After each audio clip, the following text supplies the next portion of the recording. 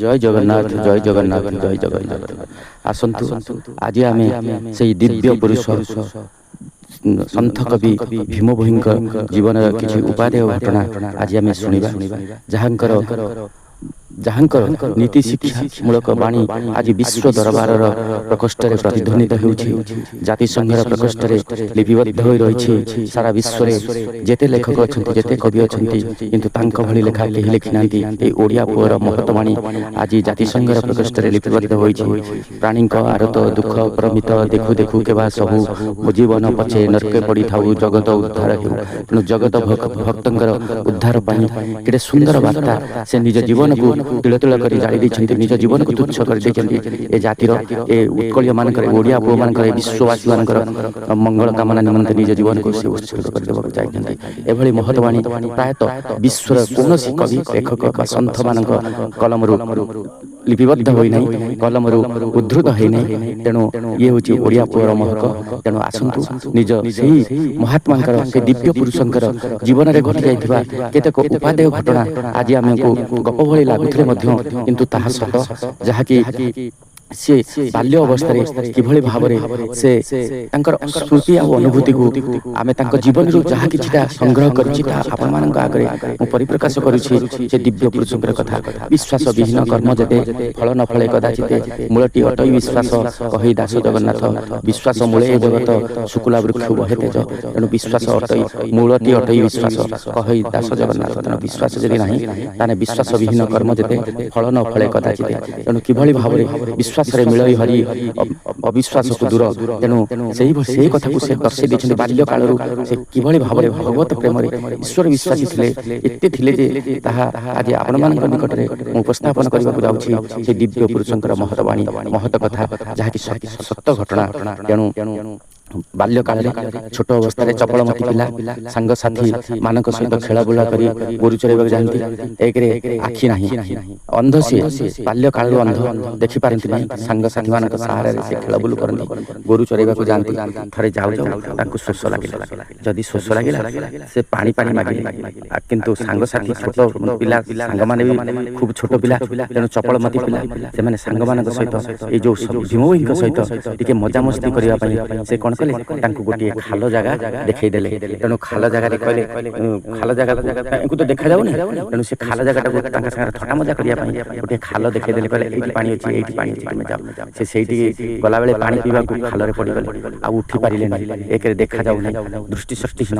ତେଣୁ ସେ ସାଙ୍ଗସାଥୀମାନେ ତାଙ୍କ ସାଙ୍ଗରେ ଥଟ୍ଟା ମଜା କଲେ, ଆଉ ତାଙ୍କ ଉଠି ପାରିବା ନ ଜାଣି ସାଙ୍ଗମାନେ ଯେତେବେଳେ ଛୋଟ, ସମସ୍ତେ ଛୋଟ ପିଲା, ତେଣୁ ତାଙ୍କୁ ଆଉ ଉଠେଇ ପାରିଲେ ନାହିଁ। ଏ କଥା ଯାଇ ତାଙ୍କ ଘରେ ବାପା ମାଙ୍କ ମଧ୍ୟରେ ପହଞ୍ଚିଲା। ବାପା ମା ତାଙ୍କୁ ଆସିକି ଦୌଡ଼ି ଦୌଡ଼ି ଆସି ଆକୁଳ ନିବେଦନ କରି କାକୁତି ମିନତି ହୋଇ, ଆରେ ବାବା ଉଠିଆରେ ଉଠିଆରେ, ତାଙ୍କୁ ଚେଷ୍ଟା କଲେ ଯେତେ ଉଠେଇଲେ। ସେ କ'ଣ କହିଲେ ଜାଣ, କେତେ ବଡ଼ କଥା କହିଲେ, କେତେ ବଡ଼ ଈଶ୍ୱର ବିଶ୍ୱାସୀ। ତେଣୁ ସେ କହିଲେ, ଯିଏ ମୋତେ ଏ ଖାଲରେ ପକେଇଛି ସିଏ ମୋତେ ଉଠେଇବ। ମୁଁ ତ ପଡ଼ିନଥିଲି ଆପେ ଆପେ, ମୋର ତ ଦୃଷ୍ଟିଶକ୍ତି ନାହିଁ, ମୁଁ ତ ବାଲ୍ୟକାଳରୁ ଅନ୍ଧ।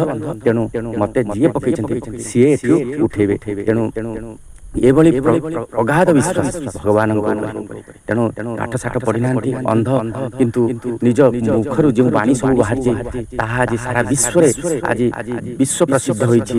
ତେଣୁ ମାନବ ସମାଜକୁ ଦିଗ୍ଦର୍ଶନ ଦେଉଛି, ମାନବ ସମାଜକୁ ବାଟ ଦେଖାଉଛି, ଏ ଜୀବନକୁ, ଅସଜଡ଼ା ଜୀବନକୁ ସଜାଡ଼ି ଦେଉଛି ଯାହାଙ୍କର ବାଣୀ। ତେଣୁ ସେ ଯେତେବେଳେ ଖାଲରେ ପଡ଼ିଛନ୍ତି, ବାପା ମା, ଭାଇ ବନ୍ଧୁ କୁଟୁମ୍ବ ସାଙ୍ଗସାଥୀ ଯେତେ ଡାକୁଛନ୍ତି, ସେ କହିଲେ ନା, ମୁଁ ଏଠୁ ବାହାରିବି ନାହିଁ। ମୋତେ ଯିଏ ଖାଲରେ ପକେଇଛି ସିଏ ଯଦି ମୋତେ ବାହାର କରିବେ, ଯିଏ ପକେଇଛି ସିଏ ବାହାର କରିବ। ତେଣୁ ଏଭଳି ଭାବରେ କହିଲେ, ଭଗବାନଙ୍କ ଉପରେ ବିଶ୍ୱାସ ରଖି ଭଗବାନଙ୍କୁ ଡାକିଲେ। ସେ ମହିମା ଧର୍ମର ପ୍ରଚାରକ, ମହିମା ଗୋସାଇଙ୍କୁ ସେ ପ୍ରାର୍ଥନା କଲେ। ତେଣୁ ଭଗବାନଙ୍କ ଉପରେ ଯେତେବେଳେ ଅଗାଧ ବିଶ୍ୱାସ ରଖି ପ୍ରାର୍ଥନା କଲେ, ଭଗବାନଙ୍କ ଆସନ ତଳମଳ। ଏକରେ ଦେଖିପାରୁନାହାନ୍ତି, ଦୃଷ୍ଟିଶକ୍ତିହୀନ। ତେଣୁ ଭଗବାନ ଆସି ତାଙ୍କୁ ଡାକୁଛନ୍ତି। ଅନ୍ୟମାନେ ଜାଣିପାରୁନାହାନ୍ତି ଯେ ଭଗବାନ କେବଳ ଯେ ଭୀମ ଭୋଇଙ୍କୁ ଦେଖା ଦେଉଛନ୍ତି, ଅନ୍ୟମାନେ କେହି ଭଗବତ ସତ୍ତା ଅନୁଭବ କରିପାରୁନାହାନ୍ତି। ଭୀମ ଭୋଇକି ଡାକୁଛନ୍ତି ଭଗବାନ, ଆରେ ଭୀମ ଉଠରେ, ମୁଁ ଆସିଛି। ସେ କହିଲେ ତୁମେ କିଏ? ନା ମୁଁ ଭଗବାନ। କହିଲେ କେମିତି ମୁଁ ଜାଣିବି ତୁମେ ଭଗବାନ ବୋଲି? ମୋର ତ ଦୃଷ୍ଟି ଶକ୍ତି ନାହିଁ, ମୁଁ କେମିତି ଦେଖିବି? ତେଣୁ ଭଗବାନ ଦିବ୍ୟ ଦୃଷ୍ଟି ତାଙ୍କୁ ପ୍ରକାଶ ଦେଲେ।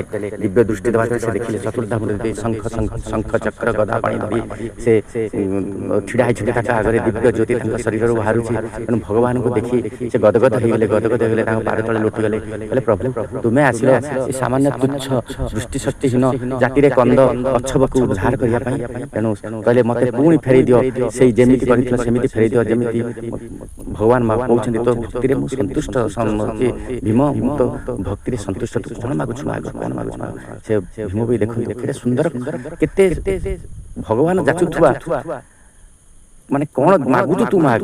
ତେଣୁ କିନ୍ତୁ ଭୀମ ଭାଇ କ'ଣ କଲେ? କହିଲେ ପ୍ରଭୁ ମୋର କିଛି ଦରକାର ନାହିଁ, ମୋର କିଛି ଦରକାର ନାହିଁ, ମୋତେ ଏତିକି କରୁଣା କର ଯେମିତି ଏ ଜୀବନ ଆପଣଙ୍କ ପାଦ ତଳେ ଲୋଟି ଯାଉ ସବୁଦିନ, ଆପଣଙ୍କ ପାଦ ତଳେ ଲୋଟି ଯାଉ ସବୁଦିନ। ମୁଁ ଆପଣଙ୍କୁ ସବୁଦିନ ଦେଖେ, ମୋର ଚକ୍ଷୁ ପଳଉ କିନ୍ତୁ ଦୃଷ୍ଟି ଶକ୍ତି ହୀନ ହେଇଯାଏ, ମୁଁ ଗରିବ ଅଛବ ହେଇକି ରହିଥାଏ, କିନ୍ତୁ ଆପଣଙ୍କ ନାମ ଆଉ ପାଦ ମୋ ହୃଦୟ ଭିତରେ ରହୁ, ମୋ ମନ ଭିତରେ ରହୁ।